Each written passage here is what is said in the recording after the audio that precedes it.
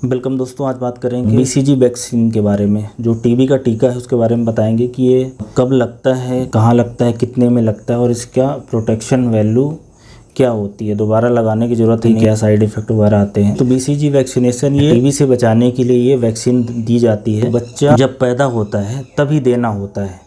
तो जैसे ही पैदा होता है वैसे ही जो पहला टीका लगता है वो बीसीजी का ही टीका लगता है। तो बीसीजी वैक्सीन टीबी से प्रोटेक्शन देती है, माइकोबैक्टीरियम लेप्रे जो लेप्रोसी है उससे प्रोटेक्शन देती है, दूसरे नॉन ट्यूबरकुलस बैक्टीरिया हैं उससे प्रोटेक्शन देती है, और जो ब्लडर का ट्यूमर है, यूरिनरी ब्लडर के अंदर कैंसर होता है उससे प्रोटेक्शन देती है, और एक बुरुली अल्सर करके बीमारी होती है जो कि माइकोबैक्टीरिया अल्सरेंस के द्वारा होती है। तो बीसीजी वैक्सीनेशन का टीबी की बीमारी रोकने के अलावा और भी 4-5 इसके फ़ायदे होते हैं।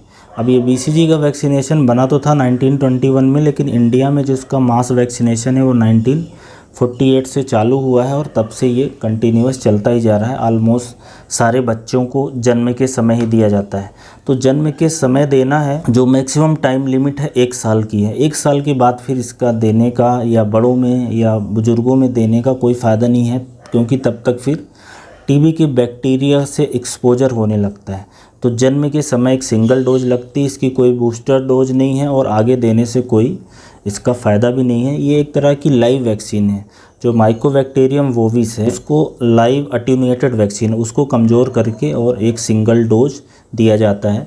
यूजली जो कंधा है, डेल्टाइड रीजन, जैसे यहाँ पे डेल्टाइड रीजन में इंट्राडर्मल दिया जाता है। इस बात को हमें ध्यान रखना है कि ना तो मसल के अंदर दिया जाता है, ना तो सबक्यूटेनियस दिया जाता है, क्योंकि सबक्यूटेनियस देने से फिर नुकसान हो सकता है, वहाँ पे थोड़ा सा घाव बन जाता है, एब्सेस बन जाता है। तो इस बात का ज़रूर ध्यान रखें। जो इसमें स्कार बनता है, जो इन्फ्लेमेशन बनता है वो ज़रा सीवियर बनता है। तो एक सिंगल डोज जन्म के बाद दी जाती है।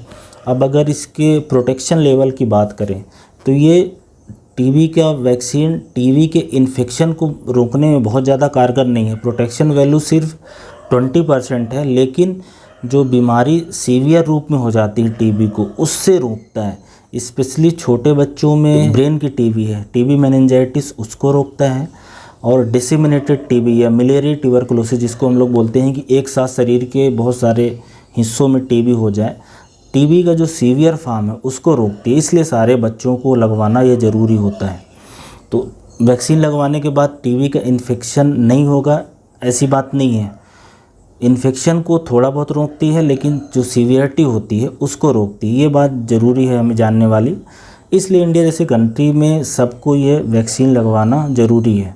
अब अगर इसके साइड इफ़ेक्ट की बात करें तो इसका कोई सीरियस साइड इफ़ेक्ट नहीं है। जहाँ पे इंजेक्शन लगता है वहाँ पे सूजन होना, वहाँ पे इचिंग होना, वहाँ पे लालपन हो जाना, और फिर थोड़े दिन बाद स्कार बन जाता है, छोटा सा स्कार। तो यहाँ पे एक छोटा सा निशान बन जाता है। सबको लगभग ये होगा, इस बात को आप देख सकते हैं, ज़्यादातर लोगों के लगा होगा। इसमें एक चीज़ और ये जानने वाली बात है कि इसका एक नुकसान ये है कि जिसको बीसीजी का वैक्सीन लगा रहता है उसको जब हम मॉन्टूक्स टेस्ट करते हैं, मतलब टीबी की एक जाँच है जिसमें ट्यूबरकुलिन का इंजेक्शन दिया जाता है। ट्यूबरकुलिन रिएजेंट होता है एक तरह का, उसका जब इंजेक्शन दिया जाता है उस केसेस में ये फॉल्स पॉजिटिव मॉन्टूक्स टेस्ट देती है। तो ये कि ये बीसीजी का ड्रॉबैक है। कुछ लोगों में किलॉइड फॉर्मेशन ज़्यादा होता है, जो स्कार बनता है वो थोड़ा सा बड़ा बन सकता है। और कुछ लोगों में अगर सबक्यूटेनियस इंजेक्शन लग जाए, मतलब डर्मिस के अंदर नहीं, जस्ट स्किन के नीचे लग गया, उस केसेस में थोड़ा इन्फेक्शन ज़्यादा हो जाता है। और ऐसे लोग जिनकी इम्यूनो कम्प्रोमाइज्ड हैं, स्पेशली जैसे छोटे बच्चे हैं जिसमें जैसे एक बीमारी होती है severe combined immuno deficiency syndrome, उस केसेस में ये थोड़ा सा ज़्यादा इन्फेक्शन करा देती है, लाइफ थ्रेटनिंग इन्फेक्शन करा देती है। हालांकि वो बीमारी ही बहुत ही रेयर है, मतलब 10 लाख में एक बच्चे को होती है, तो कोई बहुत परेशानी वाली बात नहीं है। और इसको इसीलिए WHO ने 2007 में ऐसे बच्चे जो HIV से इन्फेक्टेड हैं, छोटे बच्चे इन्फेंट, उनमें इसको बंद करा दिया है। तो ये तो बात हो गई टीबी के वैक्सीन के बारे में।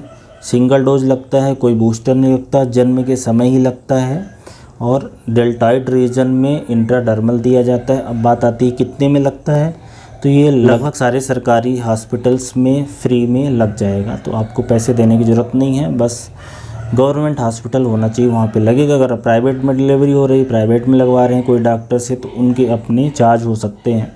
पर ये बहुत ही बेसिक वैक्सीन है जो सारे बच्चों को लगवानी ही चाहिए, क्योंकि इसका फ़ायदा बहुत ज़्यादा है। इंडिया में टीबी के केसेस बहुत ज़्यादा हैं, हर साल लाखों की संख्या में नए टीबी के केसेस आते हैं, और कुछ केसेस में टीबी की बीमारी बिगड़ जाती है, सीवियर रूप ले लेती है। उसको बचाने के लिए BCG का वैक्सीनेशन कराना चाहिए।